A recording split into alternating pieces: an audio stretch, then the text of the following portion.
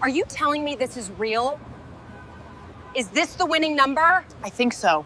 I really think so. Welcome to Soul Spirit Storiesi. Here we share the most heart-touching and life-changing stories that remind us how love, hope and destiny can surprise us when we least expect it. So sit back, relax, and let's begin today's story. One that began with a simple mistake, a wrong table, and a single dad who didn't know fate was about to change his life forever. It was a rainy Friday evening. The city lights shimmered through the mist, and the little cafe on Willow Street was filled with the soft hum of conversation and the clinking of coffee cups. At a corner table, Daniel Brooks, a 38-year-old single dad, nervously adjusted his collar and checked his watch for the 10th time in 5 minutes. He hadn't been on a date in years, not since Emily, his wife, passed away when their daughter was only 4. Now, after 7 long years of being both father and mother, he'd finally gathered the courage to try again. His best friend, Mark, had convinced him to try online dating. "Come on, man," Mark had said. "You deserve happiness too."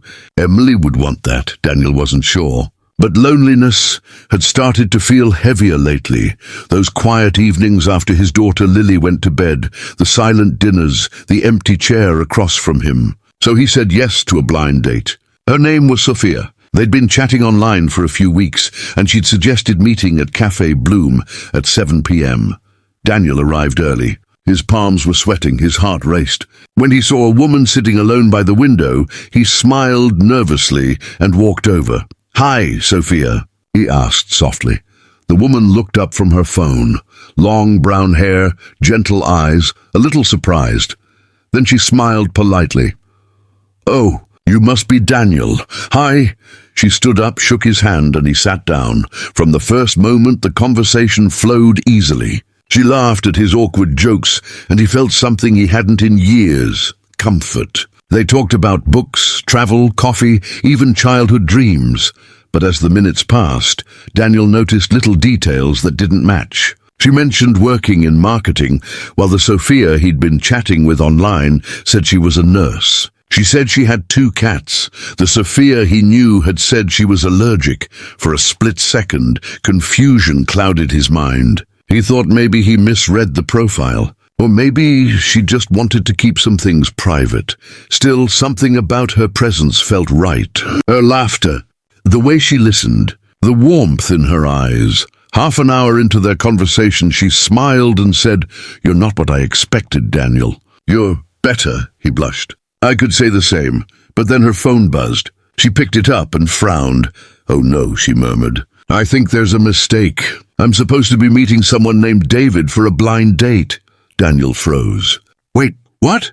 They stared at each other for a long second before bursting into laughter. She covered her mouth, still laughing. "You mean you're not David?" He shook his head. "No, I'm Daniel. I'm supposed to meet Sophia." "Oh my God," she said between laughs. "This is crazy. I sat here because the waiter said this table was for a man waiting for a date. I guess I sat at the wrong table," he admitted. They laughed again, and the awkwardness melted away into something unexpectedly warm. "Wow," she said finally, still smiling. "So technically this isn't our date?" "Technically no," he replied, his eyes softening. "But it's still the best conversation I've had in years." The woman grinned. "I'm Anna, by the way." "Daniel." He extended his hand again, but this time it lingered a second longer. Just then, her actual date, David, walked in. Tall, well-dressed, holding an umbrella. He waved when he saw her, and Anna gave Daniel a small, regretful smile. "I guess I should," she said, motioning toward David. "Yeah," Daniel said quietly. "Of course. It was really nice meeting you, Daniel. Even if it was by accident." "Likewise, Anna." As she stood and walked away, something tugged at his chest. He didn't know her. He wasn't supposed to meet her. Yet for a brief moment it felt like the universe had crossed 2 lines on purpose. He sighed, looked at his phone, and saw a message from his actual date, Sophia. "Sorry, can't make it tonight." Something came up. He smiled bitterly. "Figures." He finished his coffee, left a tip, and headed out into the rain. The next day, Daniel was back to his routine, making breakfast for Lily, packing her school lunch, tying her shoes. She was 7 now, full of questions and giggles. "Daddy, did your date go well?" she asked innocently. He laughed. "Well, not exactly, sweetheart. I think I sat at the wrong table," she giggled. "How can you sit at the wrong table, Daddy?" "That's silly." "Yeah," he said softly, brushing her hair back. "It is silly, but all day." He couldn't stop thinking about Anna. Her laugh, her kindness, the way she looked at him when he talked about his daughter. That night, as he put Lily to bed, she looked up at him and said, "Mom would want you to be happy, Daddy." His chest tightened. He kissed her forehead and whispered, "I know, honey. I know." Days passed. Life went on. Daniel returned to work, to errands, to bedtime stories. But somehow, fate wasn't done with him yet. 1 week later, he stopped by the same cafe to grab coffee before work. And there she was, Anna, sitting by the window again, reading a book. He hesitated. Then, gathering his courage, he walked up and said, "Please tell me I'm at the wrong table again." She looked up, eyes widening, then breaking into a smile. "Daniel!" "Hey," he said, grinning. "Mind if I sit?" "Not at all," she said. "Actually, I was hoping I'd run into you again." They talked for an hour that morning, about life, family, dreams. Anna shared that she worked as an art teacher and had recently moved to the city after a rough breakup. "I wasn't planning on dating again," she said. "But my friend convinced me." "Funny how that works," Daniel smiled. "Yeah. Sometimes the best things happen when we stop looking." From that day, they started meeting more often. Coffee on Saturdays, walks in the park, long talks about parenting and loss. Anna told him she'd always wanted to be a mother, but never got the chance. Daniel told her about Lily, how she missed her mom, how she'd started painting to cope. "You should bring her to my art class," Anna said one day. "She might like it." And so he did. The next weekend, Lily joined Anna's kids' art workshop. Within minutes, she was laughing, painting, and talking about colors. When Daniel came to pick her up, Lily was glowing. "Daddy, Miss Anna says I'm really good at painting." Daniel smiled. "She's right."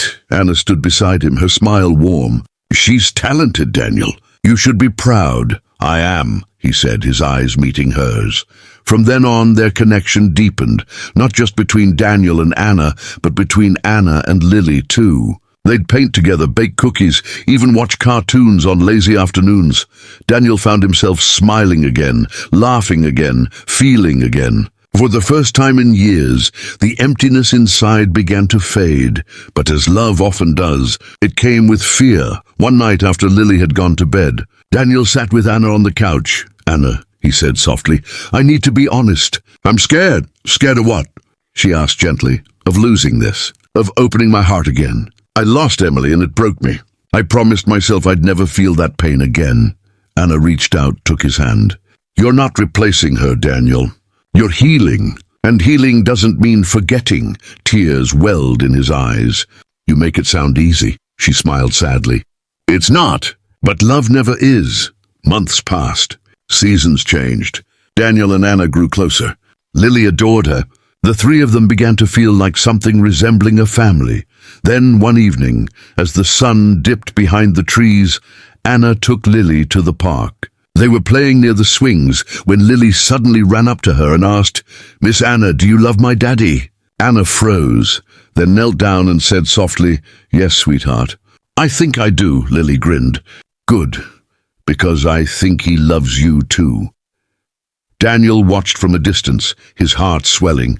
That night, he took Anna out for dinner at the same cafe where they'd first met, the wrong table that had led to everything right. "I was thinking," he said with a nervous smile, "maybe sitting at the wrong table was the best mistake I ever made." Anna laughed. "You really think it was a mistake?" "No," he said. "I think it was fate." He reached into his pocket, pulled out a small box and opened it. Inside was a simple silver ring. "Anna, I don't know what the future holds, but I know I want you in ours, mine and Lily's. Will you marry me?" Her eyes filled with tears. "Yes," she whispered. 1,000 times yes. The cafe erupted in soft applause from nearby tables, and as they hugged, Daniel felt something he hadn't felt in a long time. Peace. A year later, the cafe on Willow Street looked a little different. New paint, new chairs, but the same warmth.